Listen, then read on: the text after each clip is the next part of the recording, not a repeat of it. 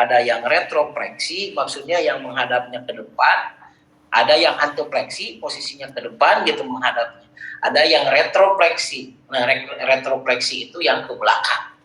Oke, yang ke belakang ya, cung kedangnya itu ke pengker. Nah, orang-orang yang retropleksi itu sangat tergantung kepada kondisi kandung kencing. Jadi kalau kandung kencingnya itu dia sering kurang minum, maka secara otomatis si rahimnya akan banyak turun. Oke, seperti itu ya. Apa yang harus dilakukan berarti ketika mau membenarkan atau mau mereposisikan kembali rahim yang turun. Yang harus dilakukan berarti dikausa dulu rekan-rekan sekalian. Penuhi dulu minumnya nih. Kan gitu ya. Anjurkan supaya dia minum 8 sampai 12 gelas per hari. Yang pertama itu. Yang kedua, ketika dia sudah aktivitas berarti si kaki di ataskan. Yang ketiga, berarti yang pertama itu harus relaksasi perut di titik totok perut.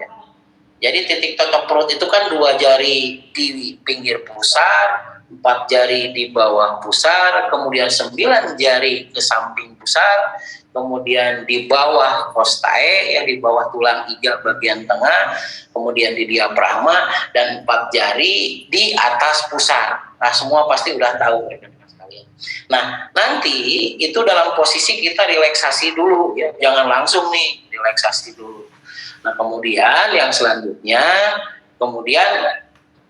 yang harus kita lakukan adalah memperbanyak titik di 4 jari di bawah pusar.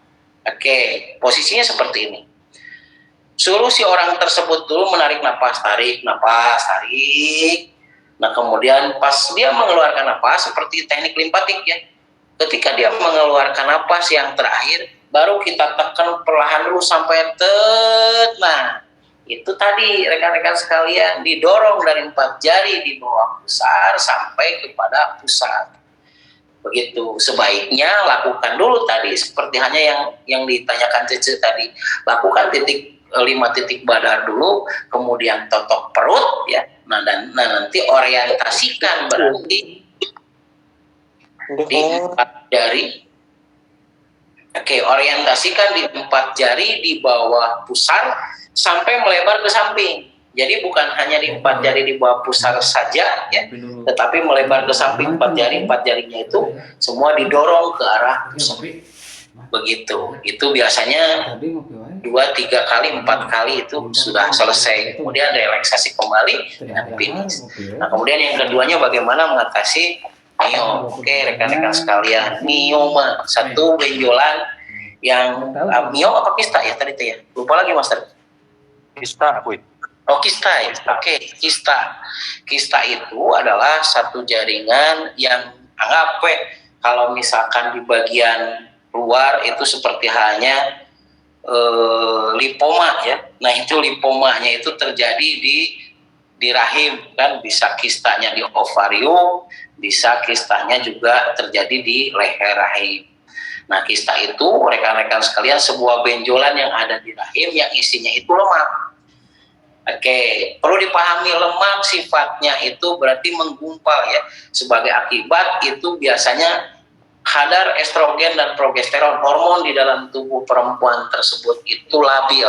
Dan perlu dipahami, hormonal itu totalitas dipengaruhi oleh yang namanya pikiran. Oke, nah ketika seseorang pikirannya itu lebih banyak labil, maka secara otomatis progesteron, estrogen itu labil. Ketika progesteron itu ngedrop, kurang, maka akan terjadi benjolan-benjolan yang ada di rahim. Isi dari benjolan tersebut itu lemak, rekan-rekan sekalian, ya, lemak LDL. Nah, makanya berarti apa yang diperlukan oleh orang tersebut, yaitu resveratrol. Nah, resveratrol di kita apa aja? Pengencer darah, ya. Oke, nah pengencer darah resveratrol tersebut juga itu ada pada produk kita. Di produk di mana saja resveratrol? Yang pertama di HB Core ada resveratrolnya. Oke, yang kedua berarti di teh celup BMT.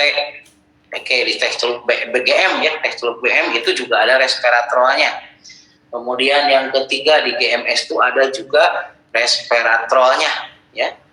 Oke, Oke, nah itu kemudian yang keempatnya ada di PACE, itu juga ada resveratrolnya. Jadi kalau PACE dan GMS itu berarti 3 kali 5 tutup botol atau 3 kali 5 sendok makan. Nah itu bisa dicampur dengan sirup ataupun dicampur dengan sesuatu yang manis ya dan harum, berarti kan gitu. Nah itu tinggal diminum saja. Banyak di kita ada itu produk-produk yang istimewa rekan-rekan sekalian ya. Baik, itu mungkin Mas Roni ya. Oke, terima kasih Boy. Nah ini Ang Robi tadi sudah sangat jelas tadi dipaparkan oleh Buya. Nah ini untuk pertanyaan dari Ang Jairal Arifin sepertinya hampir sama Boy, karena memang terkait dengan kista dan juga herbalnya.